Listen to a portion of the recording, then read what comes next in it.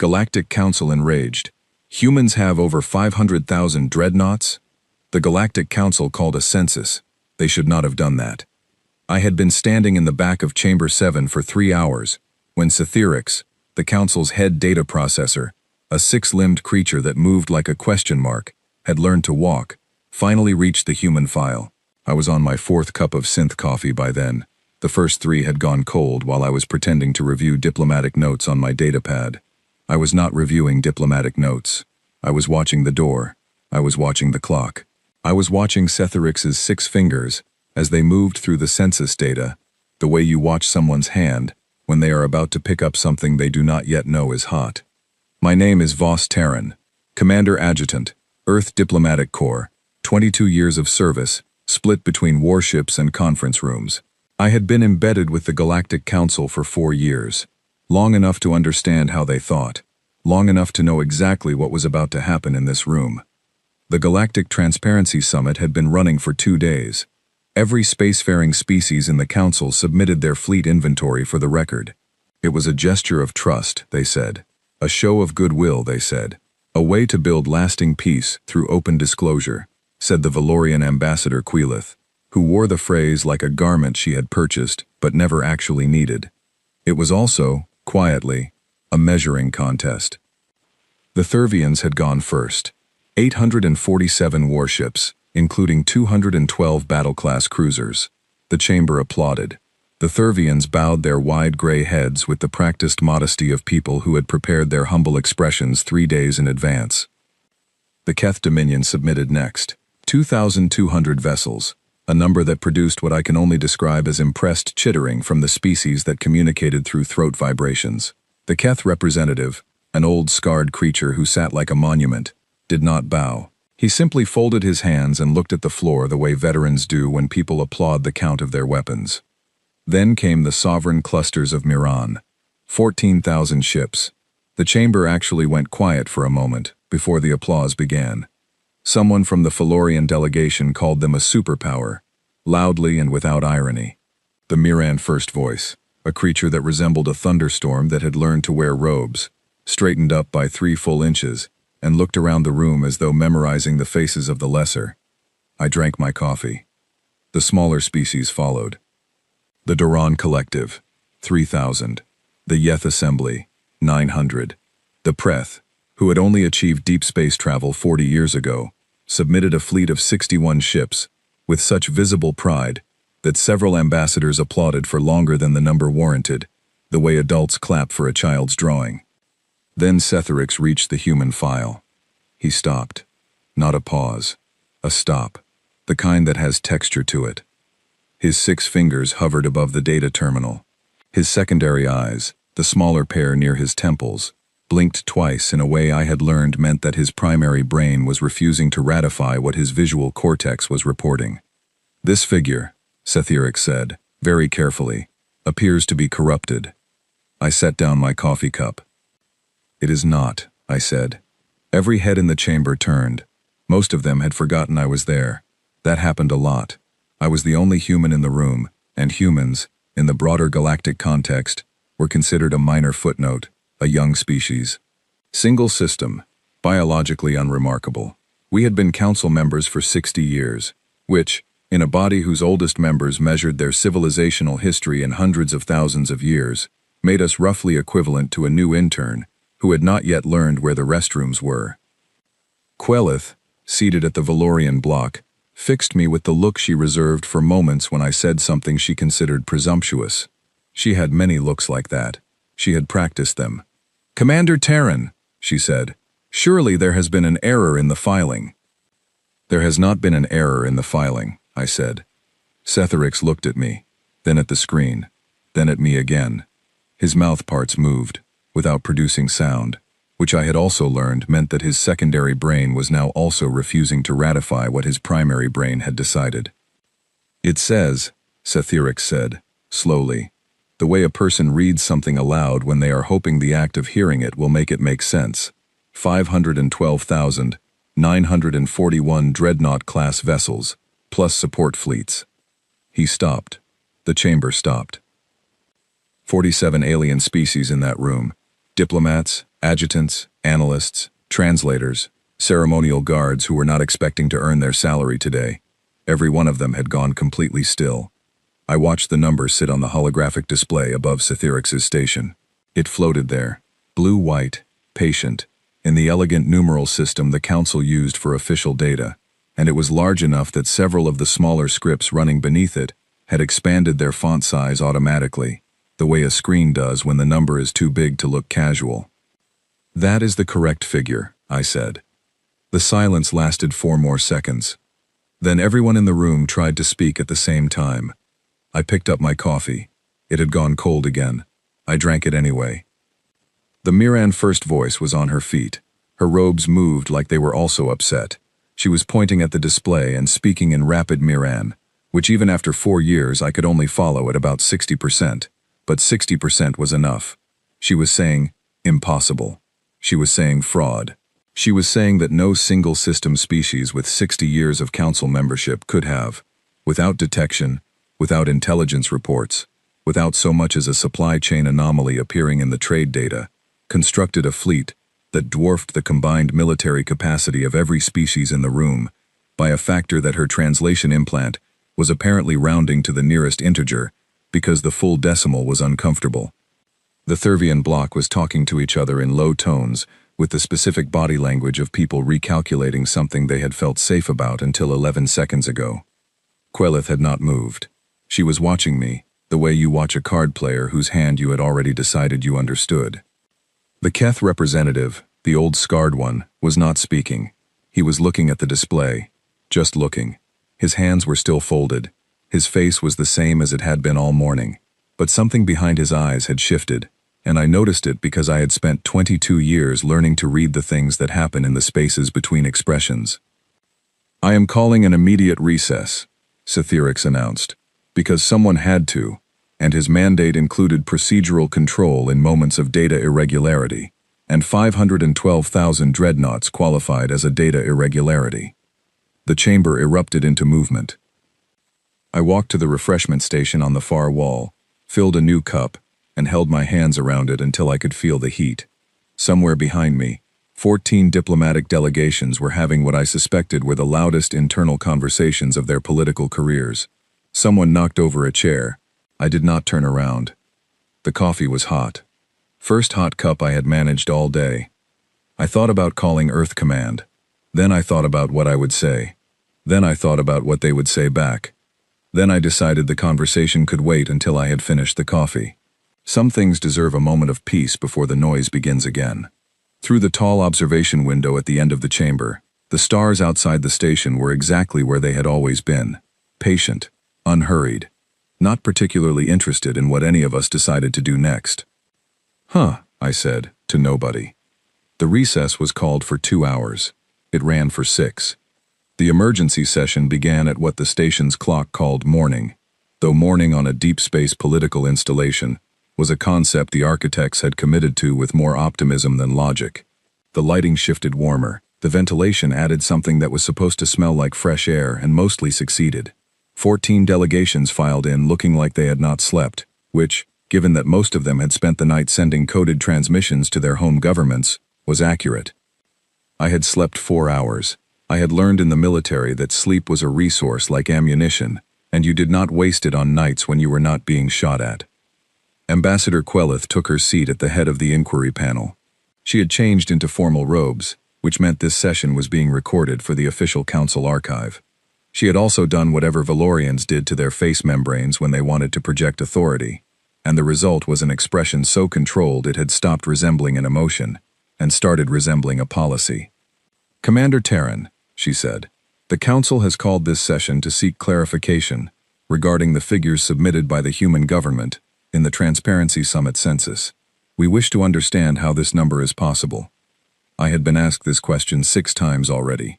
Twice by Quelith directly, once by her deputy, twice by the Miran First Voice, through a closed-channel diplomatic request that I had technically not been required to answer, and once, very quietly, by Cytherix himself, who had pulled me aside during the recess, with all the subtlety of someone who could not stop touching a bruise. "I am happy to explain," I said. I sat down at the single chair placed before the panel. It was a smaller chair than the panel's chairs. This was intentional. I noted it, and did not mention it. The Council's assessment of human military capacity has, from the beginning, been based on an incomplete variable, I said. Every analyst your governments employed looked at humanity's census data and saw a single planet species with one inhabited star system, a recorded history of approximately 6,000 years, and 60 years of Council membership. They ran their models from that starting point. Which is the standard methodology, Queelith said. Which is the methodology designed for species like yourselves, I said. Species that expanded gradually, that built one shipyard, then another, then a third, across centuries. Species for whom the rate of production was a slow and measured thing. I let that sit for a moment. The Mirren first voice leaned forward. You are saying your production rate is different. I am saying that humanity, when it decides to build something, does not build it the way you build things. Explain. I looked at the panel. 14 faces, 14 species, 14 sets of eyes that had spent the last 12 hours running calculations that kept producing answers they did not like. 17 systems, I said. Silence. Humanity has not colonized 17 systems, Queelith said. Your official territorial filings show 1 inhabited world and 2 research outposts. Colonized, I said. No. We have not colonized 17 systems. We have industrialized them. The word landed differently than colonized. I watched it land. Queelith's expression did not change, but something behind it did, and I had gotten good at reading the thing behind Queelith's expressions. It was the part that was still thinking. The distinction, I continued, is that colonization means you send people, you build homes, you grow food, you establish governments and schools and all the things that make a place worth living in. Industrialization means something else. It means you look at every asteroid belt, every iron-rich dead moon, every gas giant with workable resources in its orbital path, and you convert it. Not slowly, not carefully, completely. I pulled up the first display. A star map, 7 systems highlighted in blue. These are the systems we began converting in 2031, when Council membership was still 3 years away. When nobody was watching the supply manifests closely because humanity was considered too small and too new to be worth watching. I pulled up the second display. 10 more systems. These followed between 2089 and 2200. The rate accelerated after 2089, for reasons I will address separately. The Mirren first voice was staring at the map. Her robes had gone still. She said very quietly, Earth itself. Earth hasn't been a shipyard for 400 years. I said. Too small. Too important for other things. You do not build dreadnoughts where children play. We moved production off Earth the same way you eventually move a factory out of a city center. The city center is for living in. The factory goes somewhere with more space and less noise. The Keth representative, whose name was Varen, spoke for the first time since the session began. His voice was low and unhurried, the kind of voice that had long ago stopped needing volume to be heard. Your trading partners, he said. The raw material shipments. They were logged. They were logged as industrial development, I said, because that is what they were. The filings were accurate. Nobody asked what we were developing. Queelith's hands were very still on the table. You are telling us that every piece of documentation was filed correctly, that there was no concealment. There was no concealment, I said. There was an assumption on your part that we did not correct. Those are different things. She touched her ceremonial collar, a gold-threaded thing that sat at the base of her throat. She touched it the way you touch something familiar, when the unfamiliar is pressing in. 500,000 dreadnoughts, she said, plus support fleets. Commander, that figure represents a military force that exceeds the total combined arms of every species in this council, by a margin I am not comfortable stating aloud in a recorded session. I know, I said. You know, she repeated. Not a question. Something else. Queelith, I said, and I used her name without her title, which was a small choice, but a deliberate one. You want to ask me why, not how. I can see you working up to it. The how is a logistics question, and your analysts will reconstruct it within the week. But the why is the question that kept you awake last night. She looked at me for a long moment. Why? She said. I had prepared an answer. A careful, diplomatic, precisely worded answer that I had drafted at 2 in the morning and reviewed 3 times. An answer that addressed security concerns, historical context, defensive posture, and the broad humanitarian goals of human foreign policy. I set it aside. Ask me what happened in 2089, I said. The room went very quiet. I watched the faces. Queelith, the Miran first voice, the Thurvian block, Setherix, who was not technically on the panel, but had found a reason to be present anyway, and Varen, the Keth representative, who had not changed his expression, but whose eyes had, very slightly, sharpened. They had all read the file. The 2089 file was not classified. It never had been. Humanity had never hidden what happened in 2089. We had simply never announced it in a room like this, and nobody had ever thought to ask, because humanity was a footnote, a minor species, new to the Council, biologically unremarkable. Nobody asked. The silence stretched. Queelith's hand was still at her collar. The session will recess, she said finally, for 1 hour. I stood, pushed in my chair, walked to the window at the far end of the corridor outside the chamber, where the stars sat in their usual patient arrangement, and I looked at them for a while. Varen fell into step beside me. I had not heard him leave his seat or cross the chamber. He moved very quietly for something his size. We stood at the window together without speaking for a moment. Then he said, "How many of your people have died in wars?" Not the diplomatic question, not the political question, the one underneath. I told him the number, not the official figure from the council briefing documents, the real one, cumulative, every conflict, every year, the full count, including 2089. Varen was quiet for a long time. Outside, the stars did not move. "We have a word," he said, finally, in his own language, not the translation, the original. I did not ask what it meant. I had heard Keth veterans use it once before, on a station near the border of their territory, spoken about a species that had fought them to a standstill 300 years ago, a species that no longer existed but was still spoken of in a particular way. I knew what the word meant. I looked at the stars and did not say anything. Varen went back inside. I finished looking at the stars, and then I went back inside too. 17 independent analysts, 17 different answers, all of them too high to feel comfortable, and not one of them high enough to be accurate.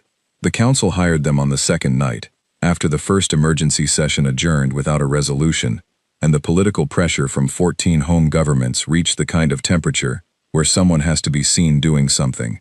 The analysts were pulled from the best institutions in the galaxy, the Valorian Institute of Strategic Modeling, the Keth Military Academy's External Advisory Board, the Miran Cluster's own intelligence division, which had a reputation for accuracy that its members referenced constantly and its adversaries referenced cautiously. I read their preliminary reports over breakfast, cold synth eggs and a data tablet, which is how most of my important mornings seemed to go.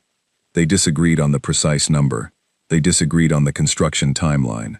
They disagreed, in one memorable case, on whether the figure was a fleet count or a cumulative production total that included decommissioned vessels, a distinction that the analyst in question had decided mattered, and that I decided to let him have, because the argument would take 3 days and not change anything real.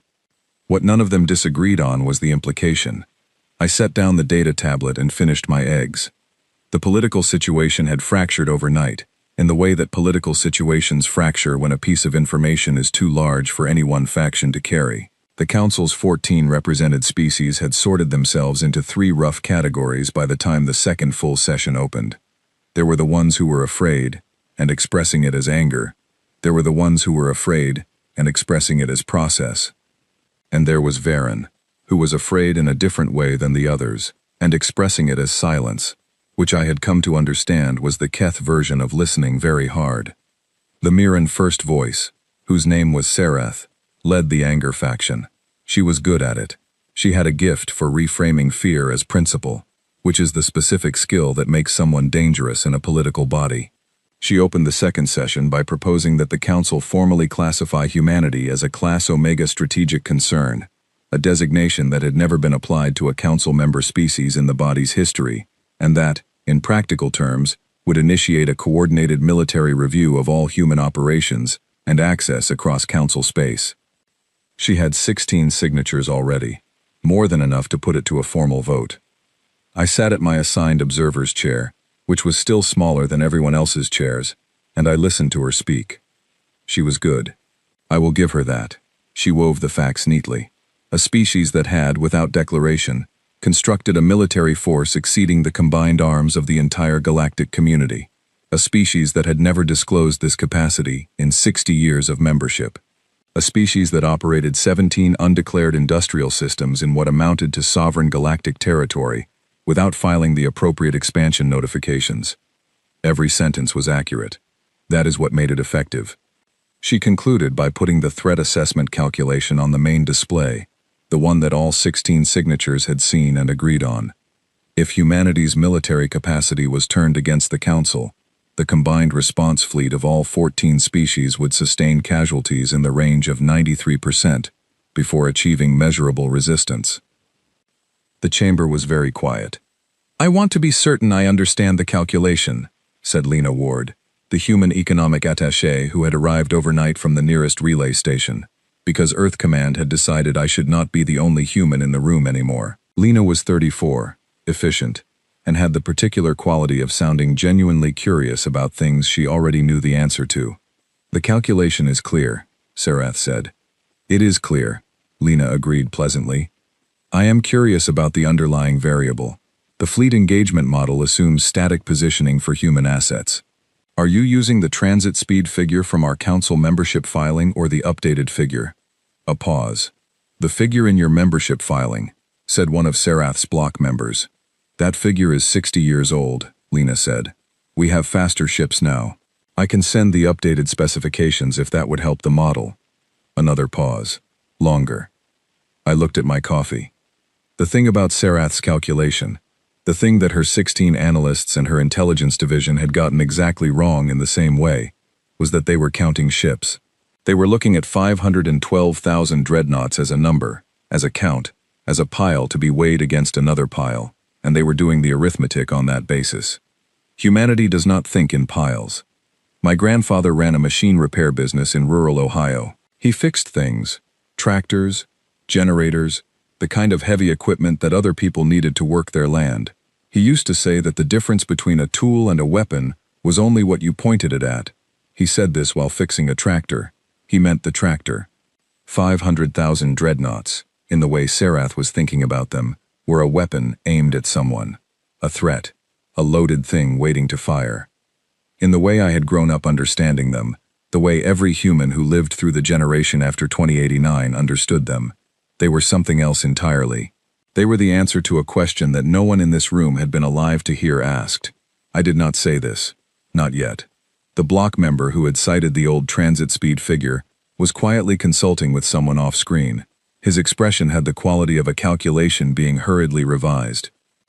Sarath had not moved. She was watching Lena with the specific attention of someone who has identified a variable they missed. "I withdraw nothing from my proposal," Sarath said. "The core concern stands regardless of ship speed." "Of course," Lena said. "I only want the model to be accurate." Varen, from his seat in the Keth block, said nothing. He was looking at the main display, where the numbers still sat. His hands were folded the same way they had been the day before, and the day before that. During the recess, he found me in the corridor again. "The observation window, the stars. She is not wrong that you could destroy us," he said. "No," I said. "She is wrong about why you built what you built." I looked at him. "We have fought 6 wars," he said. "In 300 years, we won 4, we lost 2. He paused. "After the first loss, we built more ships. After the second, we built more than that. Not because we wanted to fight again." He was quiet for a moment. "Because the thing that defeats you in a war is never the war itself. It is the moment, before the war, when you were small enough that something decided you were worth attacking." I said nothing. "You built 500,000 ships," he said, "because something, once, decided you were worth attacking when you were small." Outside, the stars. Yes, I said. He nodded. Slow, the way Keth veterans nodded, like they were filing the information somewhere permanent. Then I know what 2089 was, he said. I do not need to read the file. We went back inside. The recess ended. Sarath's motion came to a formal vote. It failed, by 1 vote. Varen abstained. On his way past my chair, he did not look at me. He sat down, folded his hands, and looked at the floor in front of him, the way he always did. I looked at the floor in front of me. On the display above Cetherix's station, the number was still there.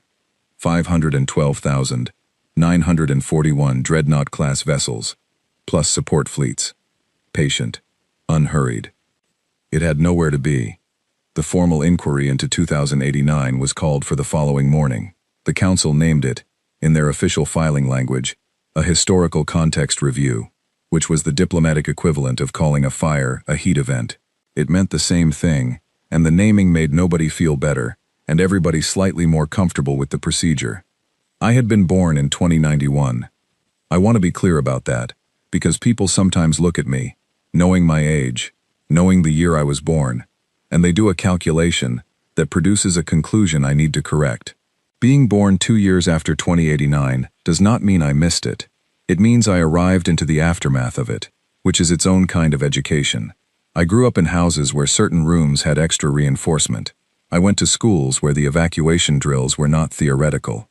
I had a grandmother who kept a photograph on her kitchen wall, and the photograph was of Earth, taken from orbit, and it was not the restored image they use in official communications.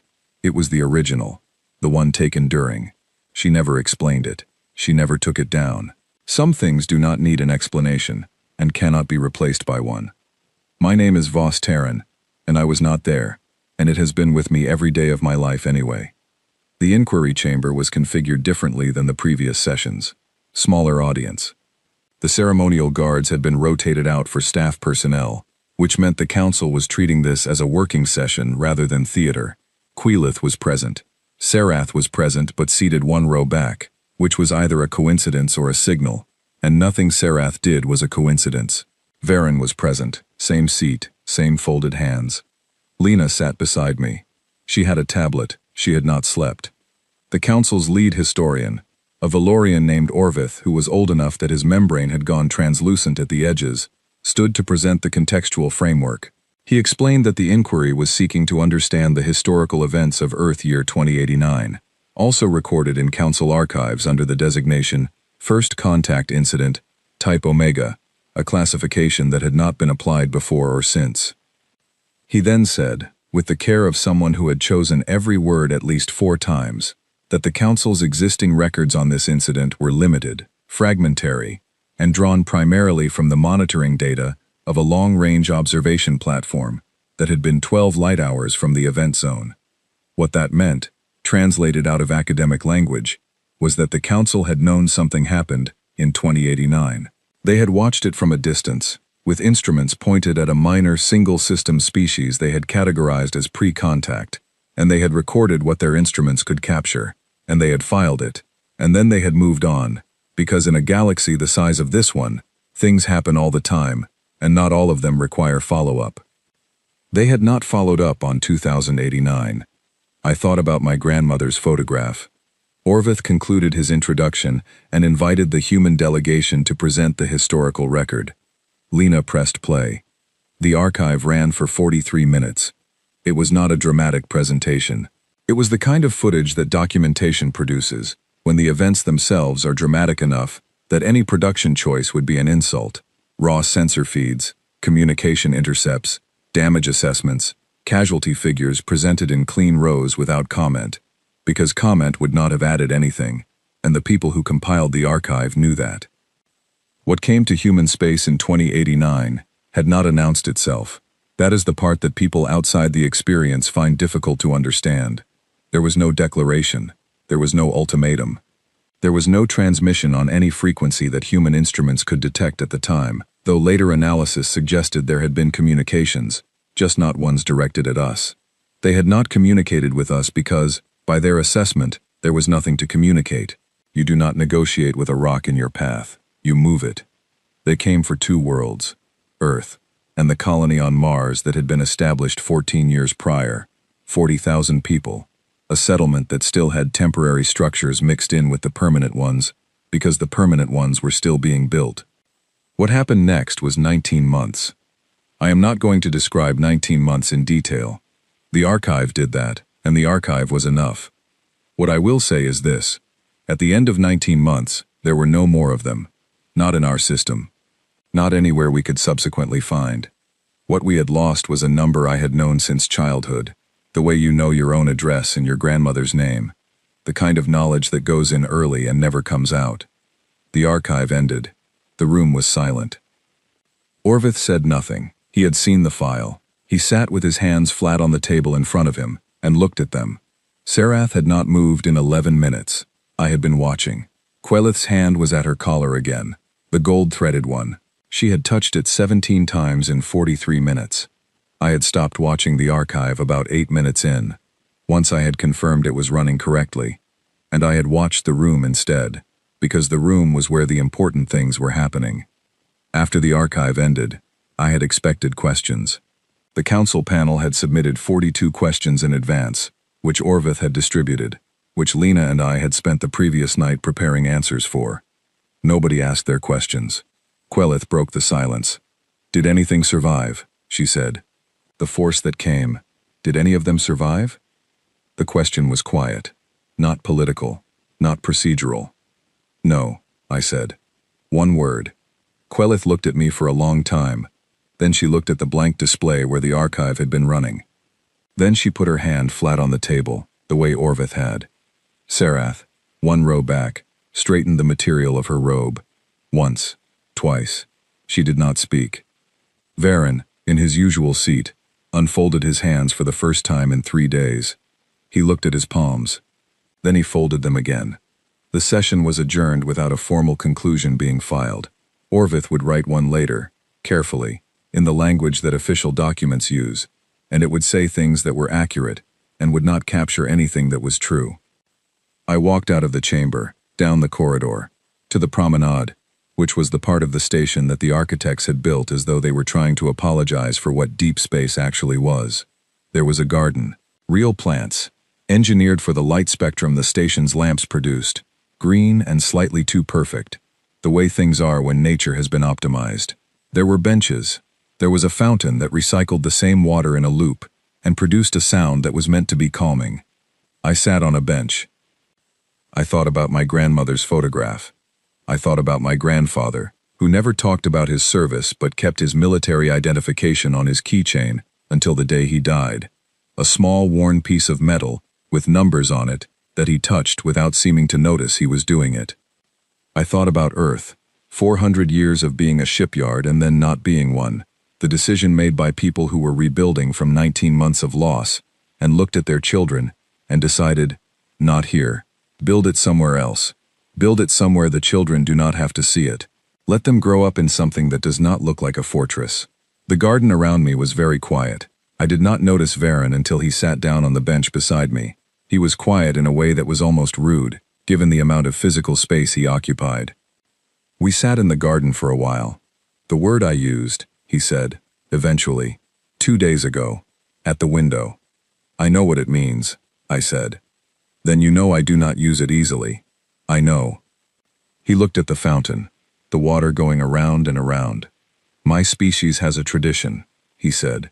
"When we encounter a force that has destroyed something we could not destroy, we do not count their weapons. We count their dead. Because the weapons tell you what they are capable of, but the dead tell you what they are willing to endure." I did not answer. "I counted your dead," he said. The fountain recycled. The water went around. "Varen," I said. "Commander, thank you, for the vote." He was quiet for a moment. I abstained. "I know what an abstention costs in your culture," I said. Another pause, longer. "Yes," he said. "I suppose you do." He stood. He was very large standing up. He looked down at me with the expression he used for everything, the one that did not change on the surface but moved underneath. "Tomorrow's session," he said. "I know," I said. He went back inside. I sat in the garden a while longer. The plants were too green and too perfect. and the fountain kept recycling the same water, and it was the most peaceful I had felt in 4 days. I pulled out my personal communicator and held it for a moment. Then I sent a message to my mother. 2 words. I'm okay. She would not get it for 6 hours. She would know what I meant. She always did. The final session opened on the 4th morning. I was there early. Not because I needed to be, because I had discovered, in 4 days of carrying something heavy through rooms full of people who had not known they were about to feel its weight, that arriving early was the only reliable way I had of finding 2 minutes of quiet before the noise started again. The chamber was full. Every seat, every delegation. The ceremonial guards were back, which meant Quelith had made the session official, which meant she had already decided something and was ready to record it. Lena sat beside me. She had slept 3 hours, she said. She had also filed 12 supplementary briefings overnight and eaten a meal that was not from the synth station, which for Lena constituted a significant personal achievement. At the front of the chamber, Setherix had removed the census display from the main screen. In its place was a blank council seal, the official symbol used when a session was opening without a preset agenda item, which meant whatever happened today had not been decided yet. I had the text of humanity's formal response in my jacket pocket. Folded. Physical paper, which I had requested from the station's supply office, which had required explaining to a very confused administrative drone that yes, humans still used paper sometimes, and yes, it had to be real paper, and no, a digital reproduction of paper was not the same thing. The request had taken 40 minutes to fulfill. The drone had managed it, visibly baffled, and I had thanked it, and the thank you had also confused it. Quelith opened the session. She was precise and formal, and the expression she was wearing was the one I had seen her build over 4 days, the one where the thing she was feeling had been moved to a location in herself, where it would not interfere with her function, where it would sit and be dealt with later, privately, in whatever way Valorians dealt with things they had not expected to feel. The council has reviewed the submitted materials, she said, the historical record, the fleet census data, and the analytical reports commissioned for this purpose. We have 3 formal proposals to consider, each submitted by member delegations.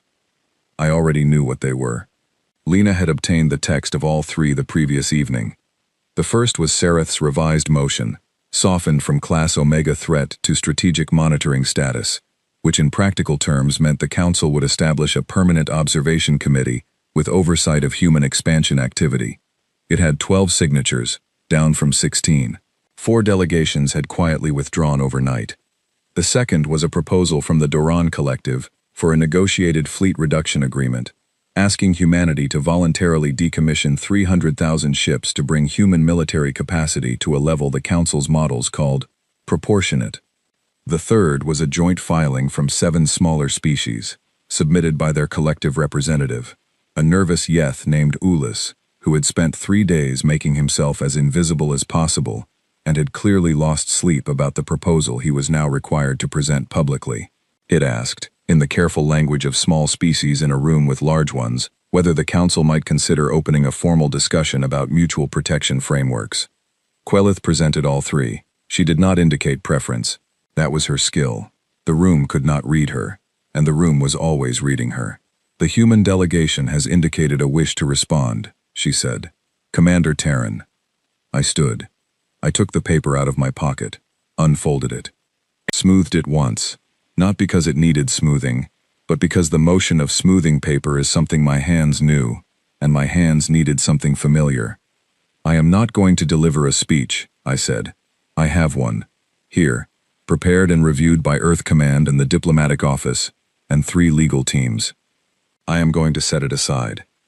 Quelith's expression moved, slightly.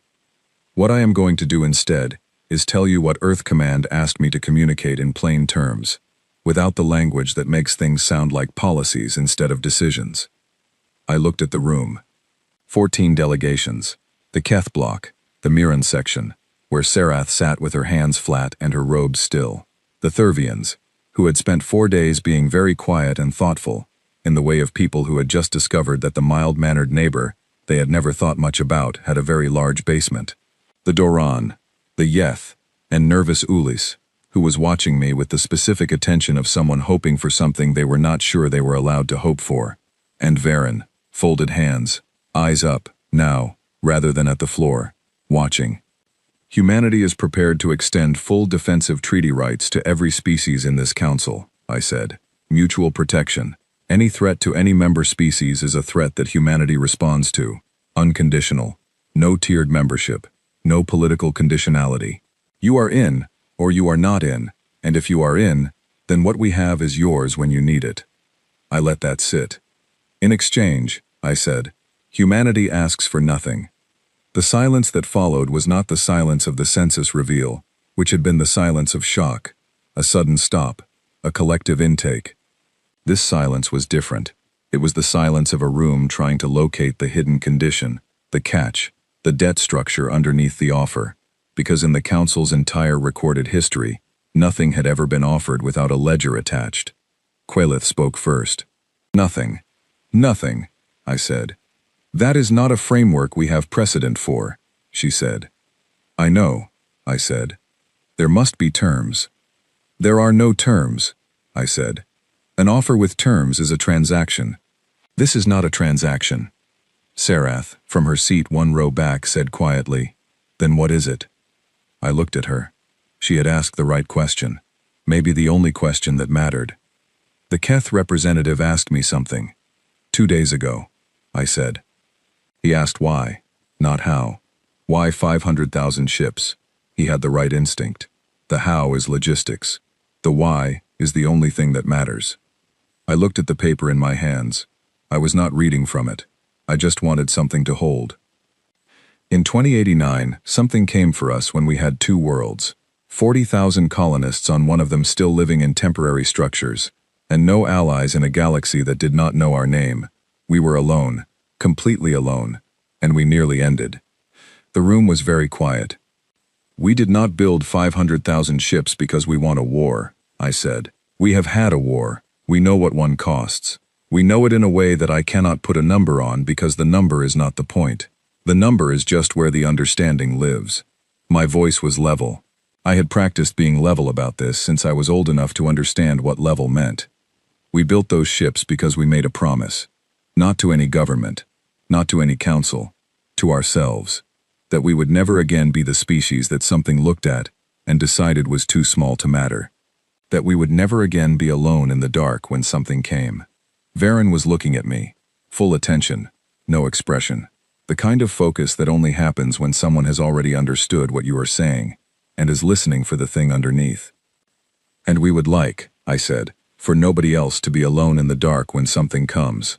If we can help that, if you will let us help that, that is the offer. I folded the paper and put it back in my pocket. The silence lasted 11 seconds. I counted. Then Varen stood up.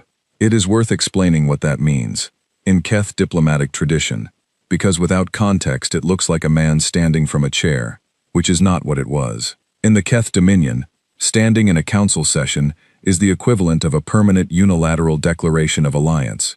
It is not a vote. It is not a proposal. It requires no second, no ratification, no procedural follow-up. It is a declaration, made in the body, that the Keth Dominion considers itself in permanent alliance with the entity being addressed, without condition and without expiration. It cannot be undone. In 300 years of Keth diplomatic presence in the Galactic Council, it had been done 4 times. Varen stood. He did not look at the panel. He did not look at Sarath or Quelith or Cetherix or Ulis or any of the 14 delegations sitting in that room. He looked at me. I had prepared for this moment.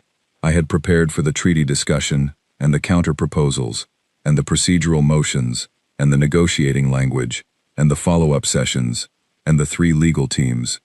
I had prepared for everything that might happen in a chamber full of alien diplomats on the 4th morning of the most consequential political summit humanity had ever been party to. I had not prepared for an old Keth warrior to stand up and look at me like that. I looked at the ceiling. The station's lighting was warm morning gold, the optimistic architect's choice. I looked at it for a moment. Dust, probably. The station had a garden. All those plants. It got everywhere. I brought my eyes back down. Varen was still standing, still looking at me. I nodded at him. He sat. The chamber began to move.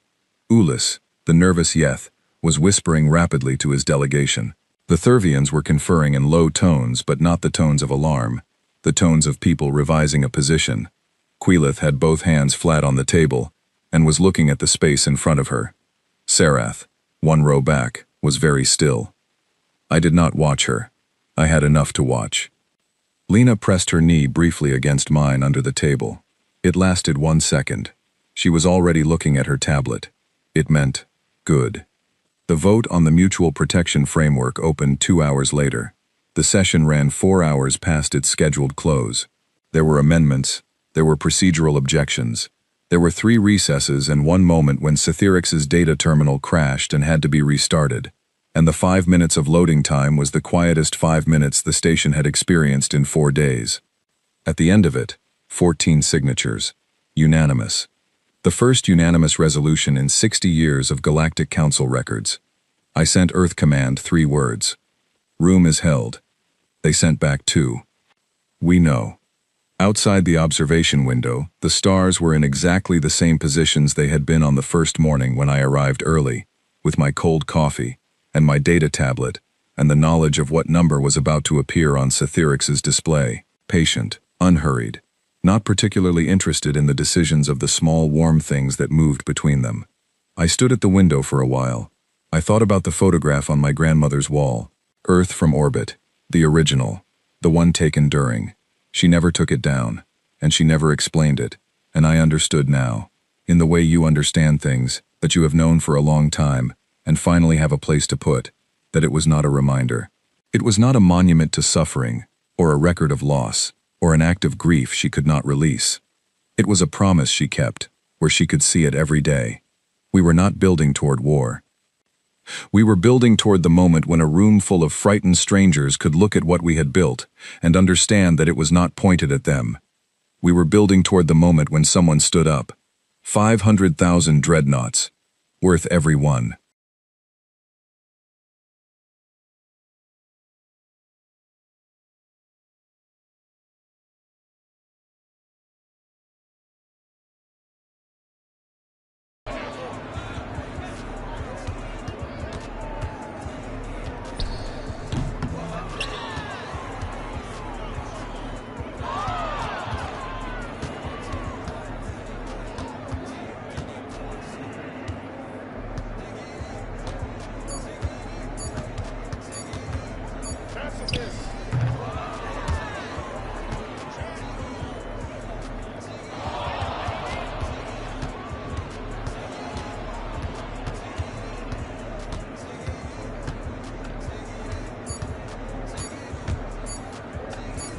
Fall guard. I hope it's too late.